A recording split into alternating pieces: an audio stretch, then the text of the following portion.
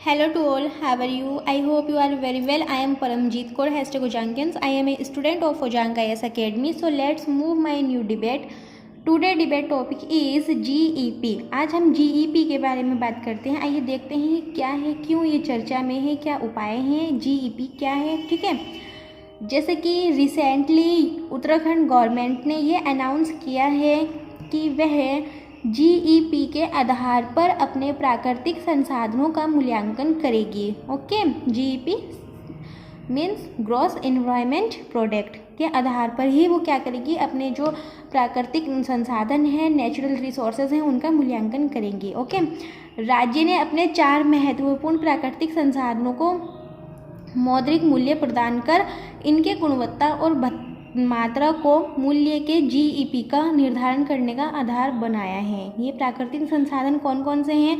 वायु है, जल है, जंगल है और मिट्टी है. ठीक है, अब हम जो है GEP का यूज़ राज्य के GDP के मूल्यांकन के लिए भी किया जा सकता है, या हम इसके लिए भी यूज़ कर सकते हैं. ओके, ऐसा करने वाला जो उत्तराखंड है वो हमारे कंट्री का, इंडिया का फर्स्ट स्टेट बन चुका है.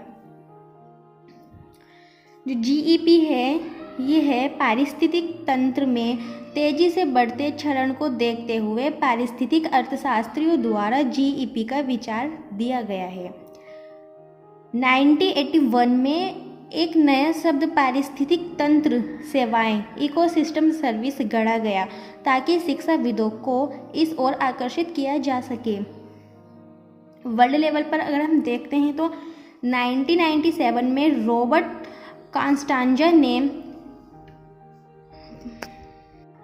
जैसे पारिस्थितिक अर्थशास्त्रियों द्वारा इसकी अवधारणा दी गई थी. ठीक है, कांस्टांजा के मुताबिक पारिस्थितिकी तंत्र सेवाएं मानव आबादी को प्रत्यक्ष या अप्रत्यक्ष रूप से पारिस्थितिक तंत्र में प्राप्त होने वाला लाभ ही है. वे कहते हैं कि जो इंसान हैं उसको पारिस्थितिक तंत्र की सेवाएं मिल रही हैं, चाहे वो डायरेक्ट हो या इनडायरेक्ट हो. ठीक है, अब GEP जो है यह पारिस्थितिक स्थिति को मापने के लिए एक मूल्यांकन प्रणाली है और कुछ नहीं.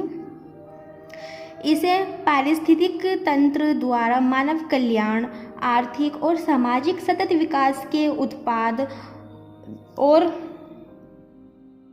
सेवा मूल्य के रूप में जाना जाता है. ठीक है, GEP एक ऐसा उपाय है जिससे आर्थिक विकास और पर्यावरण विकास पर नज़र रखी जा सकती है.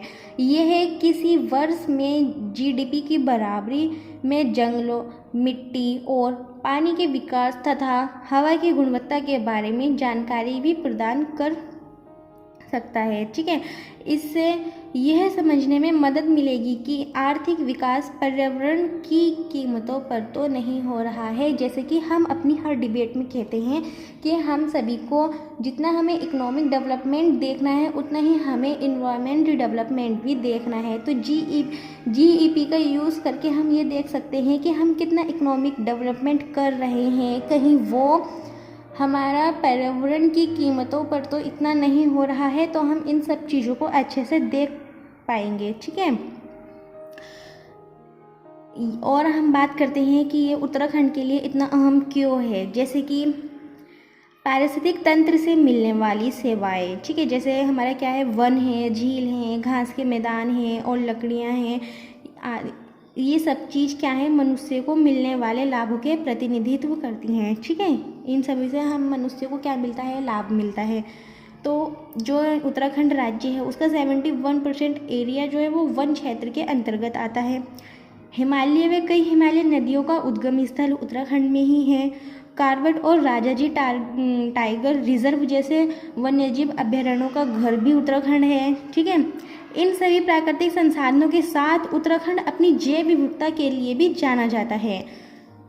यह कदम उत्तराखंड के पारिस्थितिक तंत्र के बारे में एक और स्पष्टता लाएगा. तो ये GEP था. ठीक है, अब हम इसके देखते हैं क्या महत्व हैं. जैसे कि पारिस्थितिक तंत्र सेवाओं का मूल्य वैश्विक GDP से लगभग 2 गुना है. इसलिए यह अवधारणा पर्यावरण संरक्षण में मदद करेगी. जो यह एक हॉट टॉपिक है आज की डेट का, तो हमें GEP की ओर अपना ध्यान को आकर्षित करना होगा.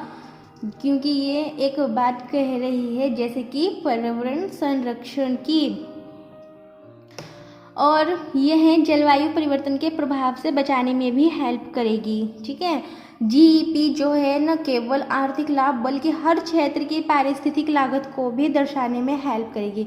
इस पहल की शुरुआत अन्य राज्यों को भी इस दिशा में काम करने के लिए जागरूक करेगी। जैसे कि उत्तराखंड गवर्नमेंट ने ये पहल की है, ज़रूरत है कि हर राज्य इसको अपनाएं और देखें कि हम इसके लिए और क्या कर सकते हैं। जैसे कि जीईपी एक अच्छा उपाय है, अच्छा एक इसका क्या है, शॉर्ट आउट है इन्वायरमेंट, जो हमारा पर्यावरण संरक्षण करने का एक अच्छा शॉर्ट आउट सामने आ रहा है, क्योंकि ये हमें बताएगा कि अगर हम देश की जीडीपी 1 ईयर में 10% लेकर जा रहे हैं तो वो पर्यावरण के कितना हमने नुकसान किया है पर्यावरण का, जो हमारी जीडीपी 10% हुई है। ठीक है, तो ये हमें सब कुछ बताएगा, सब मेज़र करके देगा, तो ये अच्छा है। हर देश के हर राज्य को इसकी ओर अपना ध्यान आकर्षित करना चाहिए। कैसी लगी आपको डिबेट, अपने भी विचार हमें बताइए। ठीक है, और वीडियो को लाइक शेयर कमेंट जरूर कीजिएगा। Thank you so much. Video को ज़्यादा से ज़्यादा शेयर कीजिए ताकि सभी को पता जीईपी क्या है, ये एक न्यू टर्म है। ठीक है, थैंक यू सो मच।